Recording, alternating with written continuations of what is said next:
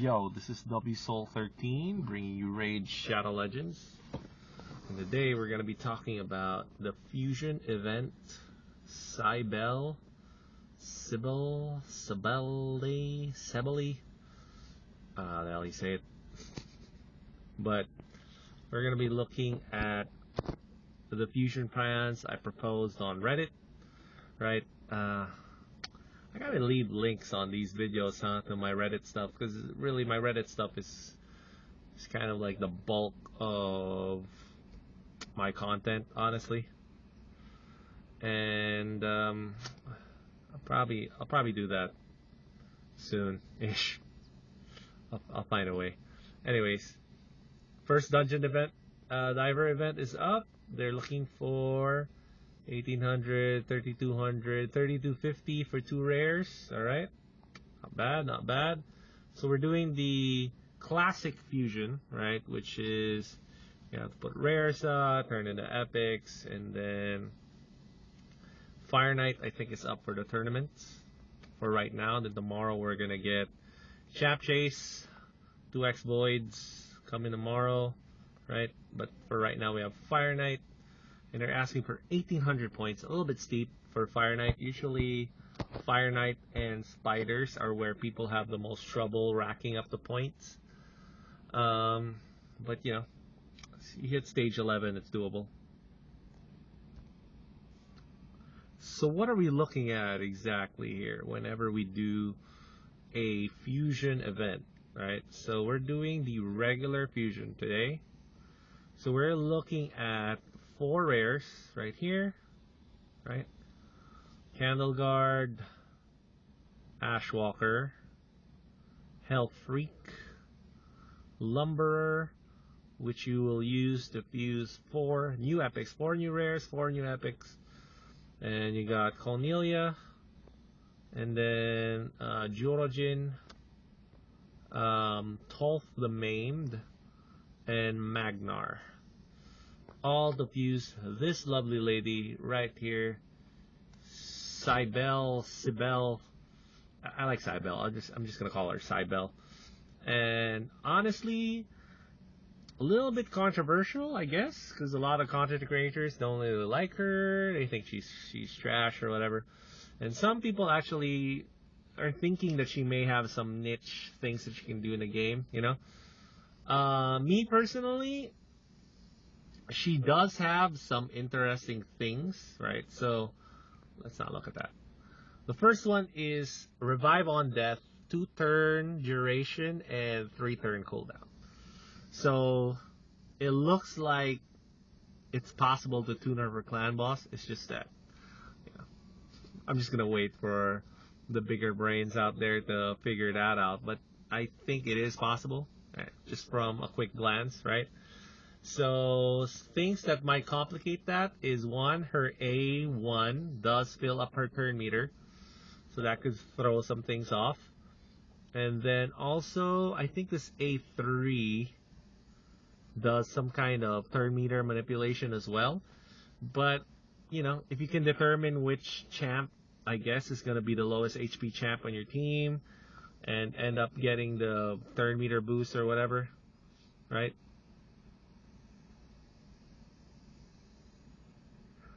Equal or higher than the target after the swap.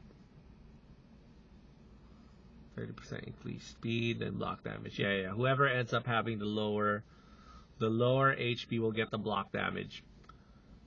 I don't know. Maybe it can work, because like you put the block damage on the stun target, right?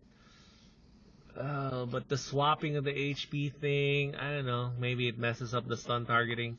So it's really, really tricky, is what I'm trying to say. It really is tricky to use her in clan boss, you know.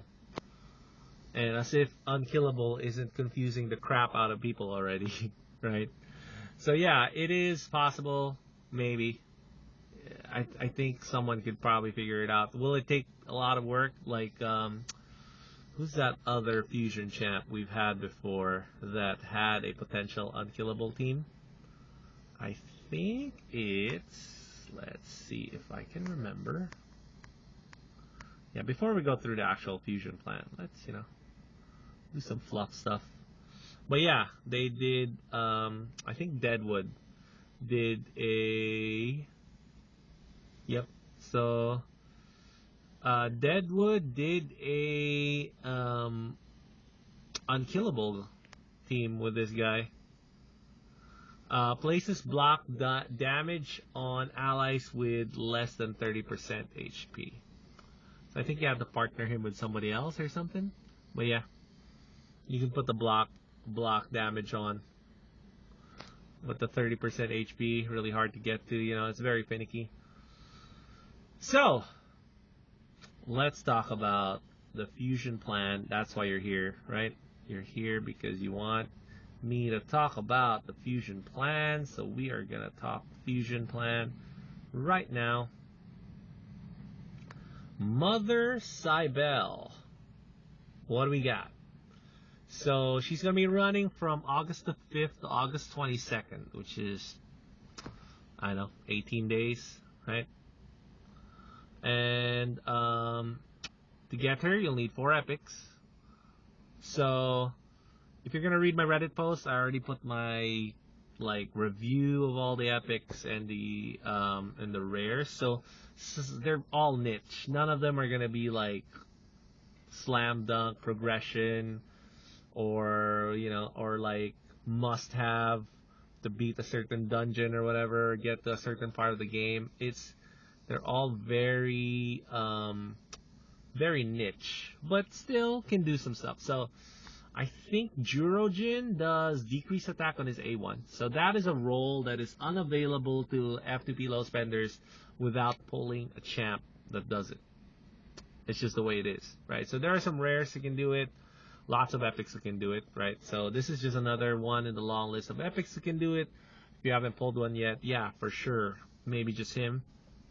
Talk the main does something with shields. So something with orcs, faction wars against the Valkyries. Yeah, maybe it can come into play. Because you take the shield down every time he takes a turn.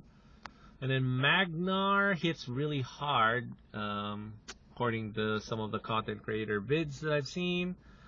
And, the only thing is he doesn't enable AoE HP burn, which is really the money skill behind all the things he can do. So yeah, if you already have AoE HP burn and you want something that can deal damage on top of it, sure, maybe Magnar. Maybe. And then, who else are we looking at? Cornelia is probably the weakest of the 4. Unfortunately, she is an epic that they're offering up as an incentive. Well, to be fair, there's not really much incentive between the 4 because, like I said, they're really pretty tame.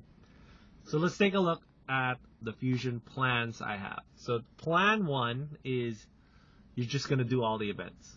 Easy. Do all the events. You get a choice of whether you want Cornelia and Tolf as well, right? So to get Cornelia, you're gonna have to do champ training event. That's probably like, I don't know, 15,000 points, 18,000 points, something like that. So it's a lot of points, right? It's gonna take a lot of time, basically.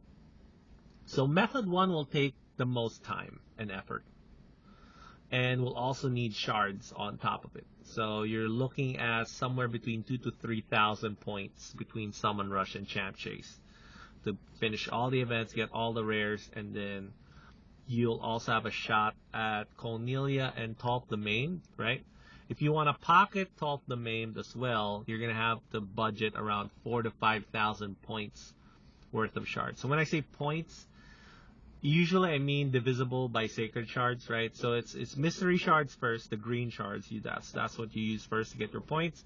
If you're coming up short, you're probably going to end up using sacred shards. Sacred shards is 500 points a piece in Summon Rush, and we're doing Summon Rush for this one, so it's probably in the 3,000 point range to get the epic there. So that's like 6 sacred shards. So put that into your calculations when you're going to do stuff, right? So everything else is pretty much the same thing they always do, right? So we get a classic arena, Summon Rush, right? So something to note is the 2 rares offered up for the pay events, what I call the pay events, which is Summon Rush and Champ Chase. You're gonna have to use shards. You can't get them any other way. I mean, for Champ Chase, there are kind of other ways you can save your fragment fusions and all that, get the points up. But in general, you're going to need to break shards open. And if you don't have enough shards, mystery shards in particular, you have to use the ones you got to pay for, ancient shards and whatnot, right? Sacred shards basically is the most valuable commodity there. Since they're separated in two different events, right? So 2 rares, 2 different events. I think you got Camel Guard for Summon Rush and Ashwalker for Champ Chase. It does open up a window where you could do a Shardless fusion if you wanted to, right? I'll explain later. But yeah, so this is what the event looks like, alright? Pretty much the same things we always get, right? Nothing really remarkable there. I think we're having 3 Dungeon Divers events. You know, Dungeon Divers is kind of one of the more annoying ones to do because the point calculations are different. You end up just kind of like doing things off your schedule or whatever. Other than that, let's go to plan number 2. Plan number 2 is the Shardless plan, right? So the Shardless plan is basically you are going for Cornelia in champ training. So if you have a lot of food available, if you have a lot of energy stored up, and a lot of brews, right? And you're ready to go for that champ training event, I suggest you go for Cornelia. That way you can skip Camel Guard and Ashwalker for Champ Chase, along with 2 more events here that should happen after the champ training was 9/14. So there is a little bit of a 9 to 14. There is a little bit of risk here if you choose that plan, which is that Champ Chase ends on the day Champ Training starts. So for whatever reason, the points are too high or you can't do it, then you don't get the legendary. You're just stuck with Cornelia, which is arguably the worst of the epics they're offering. And then what's the other one? Yeah. So you're just gonna have to go for. You can skip 2 more events. So a Hell Freak and a Lumberer.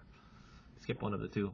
So you're skipping 4 events total, including the shard events, and that's it. That's the Shardless method, and it's practically a lot less time than the first method, which is just you're just gonna follow all the. Oh, what did I do? You're just going to follow all the fusion events, right? You're just going to do all the events, right? So this is the easier way to do it, plus also the cheapest way. So guaranteed you're not going to be spending any shards at all, and you get to skip 4 events. Pretty good. The other way is you are going to be skipping 8 events, and this time you're going to go for Summon Rush and Cornelia. This will take the least amount of time to get your Cybele. If you really want Cybele that badly and you don't want to spend that much time doing it, that would be the easiest way. You're basically skipping half the events, all for the price of around 4,000 to 5,000 probably. Summon, Rush, and Champ Chase points combined, right? And then you're going to have to do Champ Training event very hard to get the Cornelia. Drawback for method 2 and method 3 is you don't get to pocket any of the epics. So that would be the main reason why you would want to do method 1, because you get a chance to pocket 2 epics, right? Lots of efforts, you get 3 champs at the end of it, plus all the loot and all the stuff that you're going to do along the way. So yeah, my position in fusion events has always been the same. You always go for the Lego. Always, doesn't matter if it's a crap Lego or a great Lego, you just always go for it. The only exceptions would be is obviously you don't have time and you don't have shards, right? For right now, the Shardless method is available. They did the same thing, I think, with Herndig. It was possible to do it without pulling shards either, right? So, yeah, I'd say this would be a nice little budget thing you can do. You get a legendary afterwards. It's not the best legendary, but hey, my first fusion champ was called Lord Valgarl, and everybody thought he was trash, In a lot of ways, it's true. But also, he got me through Faction Wars 21 for Lizardmen. So my Scarlet Valgal actually ended up getting me a, what's her face? Lydia. Although you could also argue that since Broadmoor is available now, along with Rosin, you don't really need Skull Lord to finish Faction Wars for Lizardmen. And yeah, that's true. That's true. That's true. It's just that this was before Broadmoor got buffed. You know what I'm saying? So, what's the point? The point is that balance changes, meta changes, new things, new bosses. Something could change in the game, and one of the fusion champs could have been good. This is the best time to spend resources, in my opinion, is during the fusion events. Alright? So I'll see you all next time. Have a good day.